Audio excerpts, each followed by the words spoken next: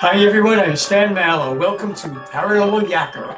My guest on today's show is ET experiencer, UFO researcher, Ella LeBain, author of the six-book series, soon to be a seven-part series, Who's Who in the Cosmic Zoo, a guide to ETs, aliens, exoplanets, and space controversies. I've had the privilege of interviewing Ella a number of times in the past and look forward to interviewing her now about her latest work, Heaven's Witness, Connecting the Dots to Mazzaroth and the End Times Prophecies, a book six of Who's Who in the Cosmic Zoo. Ella LeBain, welcome to Paranormal Yakker. Hi, Stan. Thank you for having me.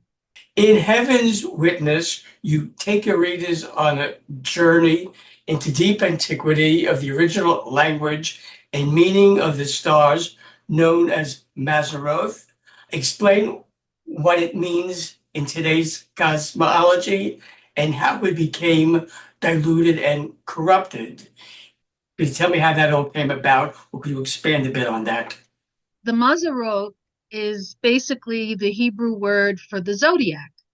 Zodiac is Greek, so it basically means constellations of stars.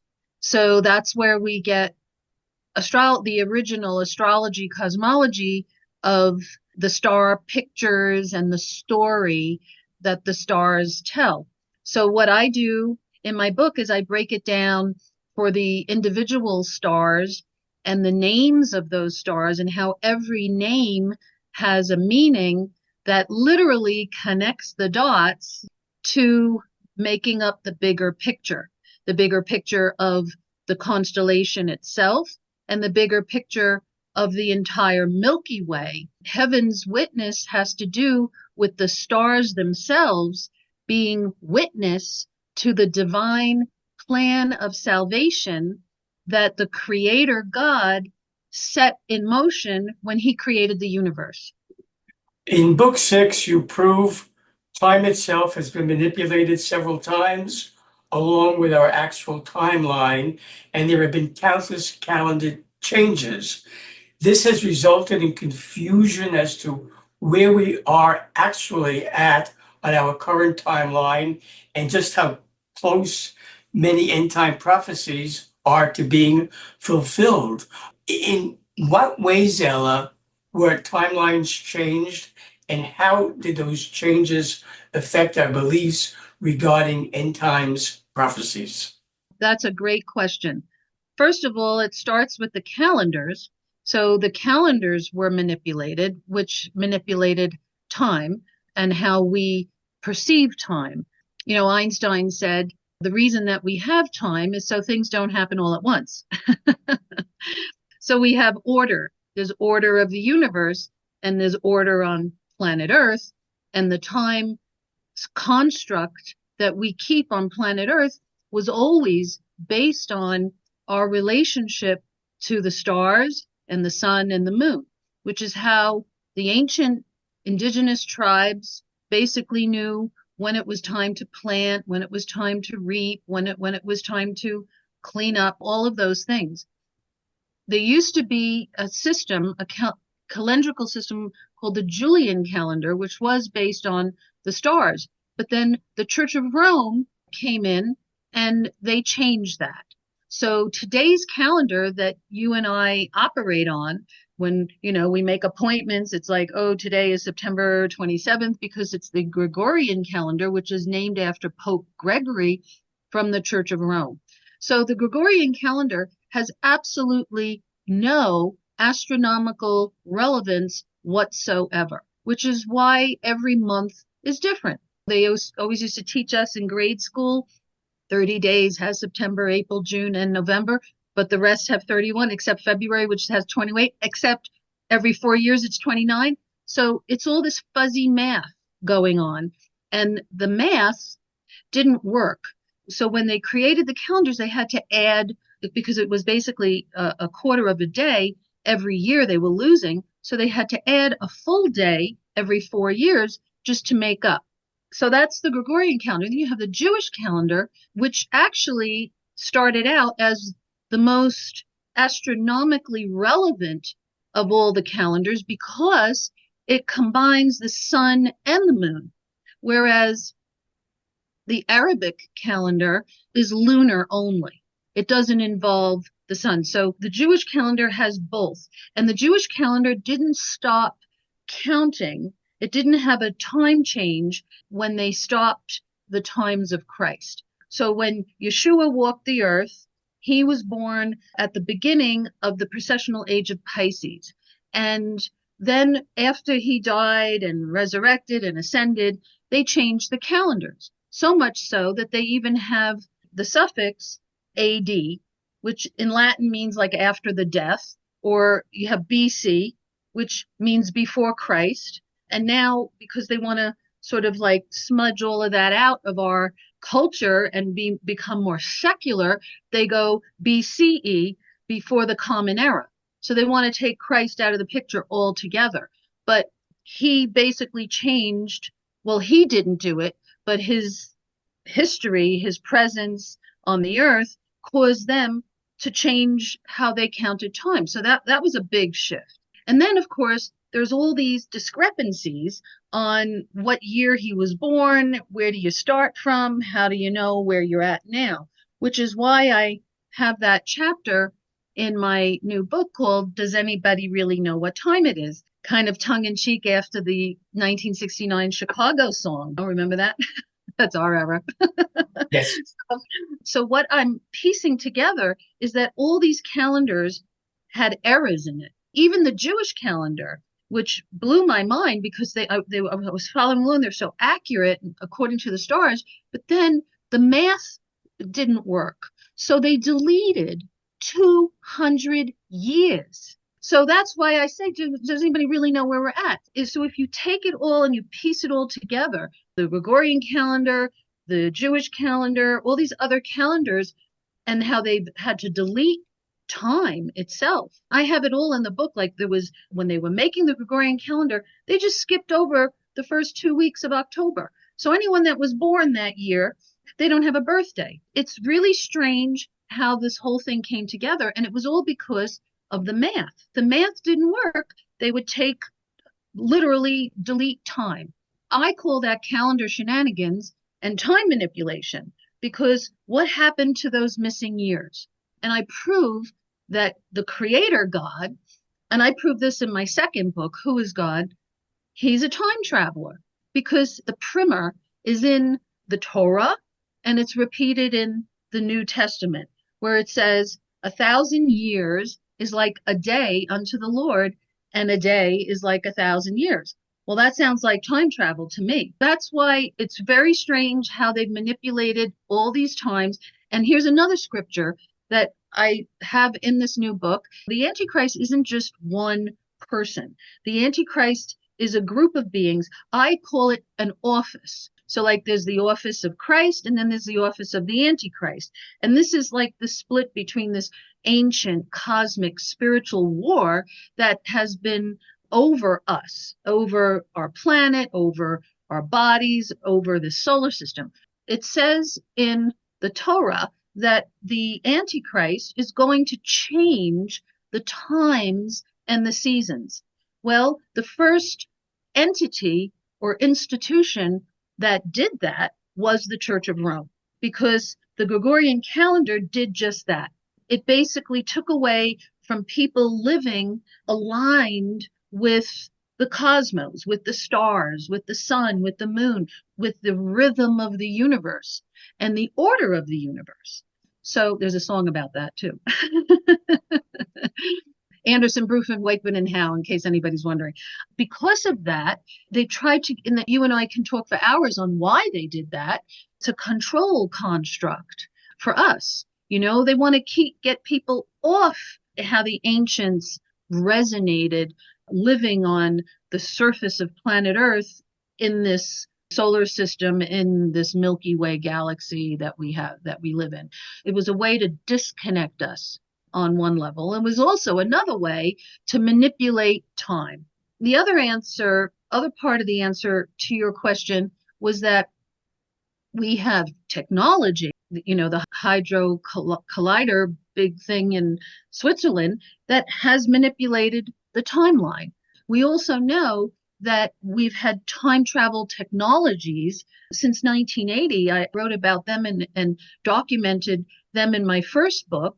That has also manipulated time. So it's a confluence of things between calendars and actual time travel and time. And then there's one more thing, is the planet itself. The reason why I don't follow astrology like I used to is because astrologers are not playing with a full deck of planets and stars. They are completely missing the Nemesis Nibiru system, that it is our binary system that is intersecting in our solar system, that is affecting the climate change. It's affecting the sun. It's causing perturbations on the sun, plasma exchanges, and it's also causing our Earth to shift. And we are in the middle of a pole shift. We're about 45 degrees. And part of the end time prophecy is the fulfillment of that pole shift. So every time the Earth shakes, where we have these like intense earthquakes, like 8s and 9s, it causes the Earth to wobble off of the axis, and it actually speeds up time. Your experience and a lot of people's experience is like, oh, wow, it feels like everything's happening so fast. Everything is accelerating.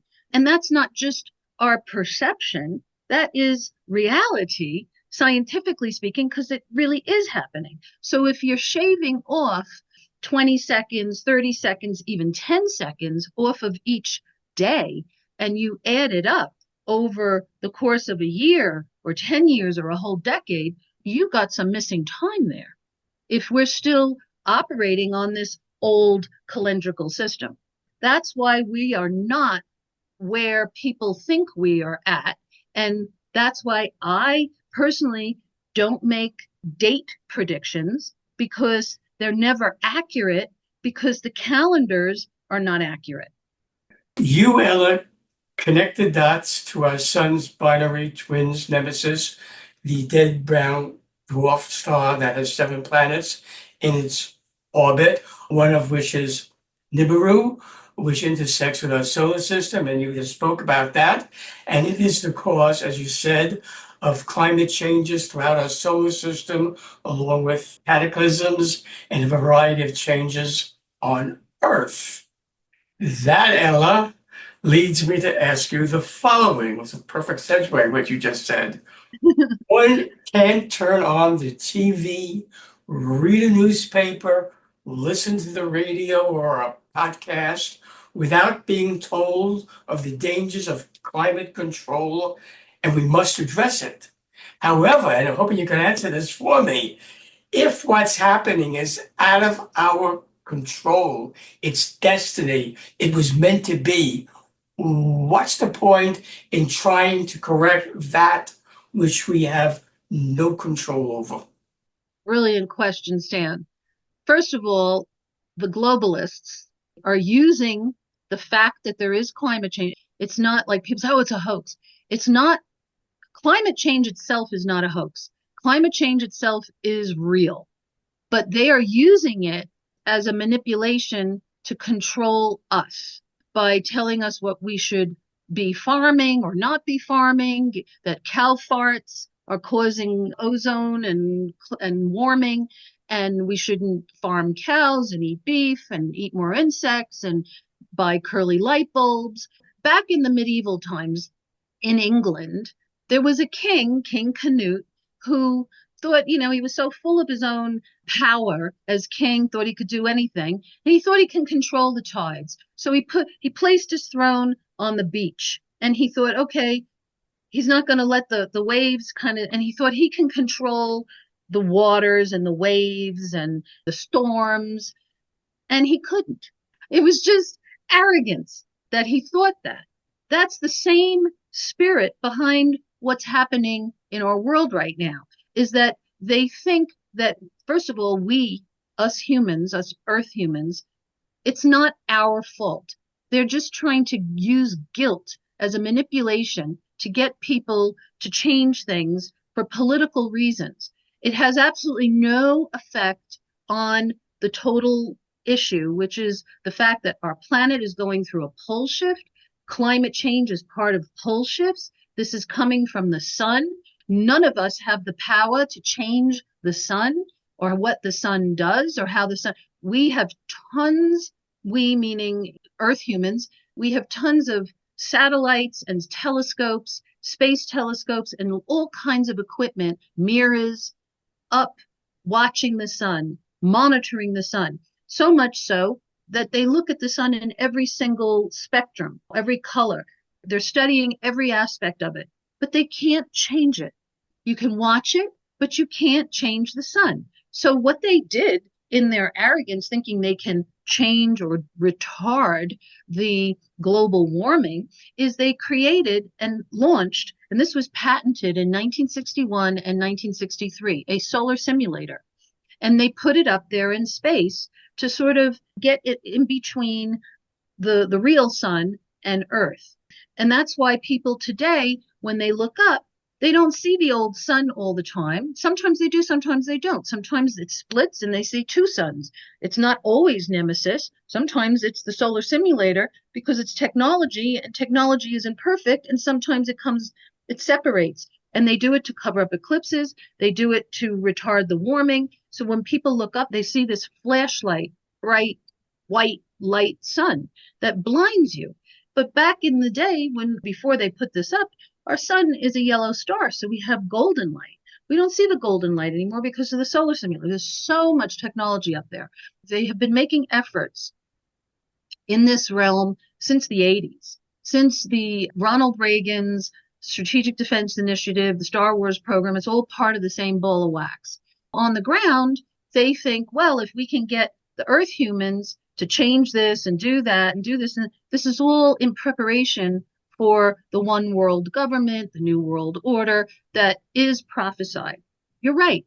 There's nothing we can do to change climate change. We do have to distinguish what we can do is we do have the power to clean up pollution because pollution is man-made.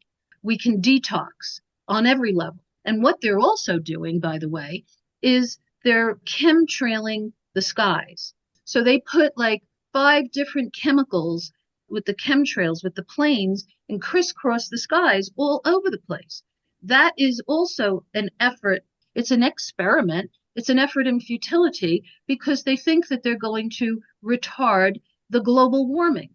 And like I said, it's not all warming. It's change. Some places are getting cooler. Some places are getting warmer. And it's really insanity, if you ask me, because it's creating problems. It's creating monster storms. It's geoengineering the planet. And if they can do that, then why can't they send something into a category 4 or a category 5 hurricane and dissipate it? I believe if they have the technology to do that, they should have the technology to do the other thing, and they're not doing that. So there's a lot of manipulation going on here with technology. And I just want to say to you and your audience, it's not your fault. So don't let them guilt trip you. I'm glad I asked you that question. Absolutely. And I love your answer. Oh, no, I should say I love it. I wish it was different, but what was meant to be is meant to be. And it's good that we are aware of it, what we can do, what we can't do. So I thank you for that. What suggestions or advice would you, Ella, give to someone on how they can prepare themselves for the end times? I would say get your soul right with your creator. And everyone who calls on the name Yeshua, which means salvation, the name means salvation, is saved. And people think salvation is for the afterlife or the life to come, but it's here and now. It's the presence of what the Native Americans called Great Spirit. The Bible calls the Holy Spirit. And that's who everyone should be seeking and like plugging into, because that's sort of the distinguish between the kingdom of darkness and the kingdom of light, the kingdom to come. I had to split this into 2 books because it got so long and I was working on it for so many years. So book 7, as you mentioned at the beginning, is all about when heaven comes to earth. And that is the hope. It doesn't matter if you die, you can be reborn into it as long as you're one of the redeemed, you're saved. And it's not about religion. This is where people get hung up because religion has wounded so many people. And unfortunately, religion has turned people off of relationship with God. It's about relationship. If your soul is in right relationship with the Creator God through the Messiah, through the Holy Spirit, through Yeshua, you're going to be saved. And it doesn't matter if you're in this religion or that religion, or you're a Jew, or you're a Gentile, or you're an Arab Muslim, it doesn't matter. And this is what the divine plan of salvation was written into the stars before it even came to earth, before it was written in any scroll or Bible on earth says. He's not only here to save us, he's going to bring the whole universe together. And there is no coincidence, Stan, why Jews forever have been saying the same prayer over and over and over again. Every single prayer for every single occasion and holiday always begins with the same sentence. Blessed are you, O Lord our God, King of the universe. So people have to ask themselves, who is this king? And get right with the king, because the kingdom is coming to earth. Everyone who belongs is going to be saved. And here's the other good news, is that we've talked about this before, how our bodies, our DNA has been manipulated from the last floods, how in the beginning of the Bible, people lived to be 960, and then you're lucky if you get into your 80s, or telomeres say 120, but we've been downgraded. The promises of God is that he's going to restore us back to the glory body, which is to live 1,000 years. And the prophecy is about 1,000 years on this earth, which is what we call the millennial reign, where the kingdom is that he actually comes and sets up heaven on earth. And as a result of that, the vibration of the planet is raised into his space, because when you're in his space, there's no sickness, there's no evil, there's no darkness. And it says that he becomes the sun of light. So it's S-U-N and S-O-N, because our sun is dying. We're getting ready for this big transition, and we just have to keep our eyes on our Creator. And here's one more thing I just want to say. The aliens have been trying to mimic and create what they can't do, and they can't create souls. So they steal pieces of people's souls. They steal soul memories. They steal parts of us through recycling and reincarnation and abductions and all kinds of things. Only God can create your soul. So your soul comes from him, and your soul will go back to him. So that's where people need to focus, is on the soul, because that's what's going to get you into the kingdom of heaven. Should viewers of Paranormal Yacker want to buy Heaven's Witness, Connecting the Dots to Mazzaroth and End Times Prophecies, Book 6 of Who's Who in the Cosmic Zoo, or any of the other books in the series, how, Ella, can they do that? I'm on Amazon, pretty much worldwide, all the English-speaking countries and Europe, and also my website, who's who in the cosmiczoo.com. I only ship in the United States, but I also offer PDF for anyone else, and they can put that through text to audio or translators. And it's going to be translated in French. That's in process, just putting it out there. Very bien. Ella LeBain, I thank you for being my guest on Paranormal Yacker, and I wish you much deserved success with your Who's Who in the Cosmic Zoo series. As always, it's been a wonderful experience yakking with you. Oh, thank you so much, Stan. God bless you.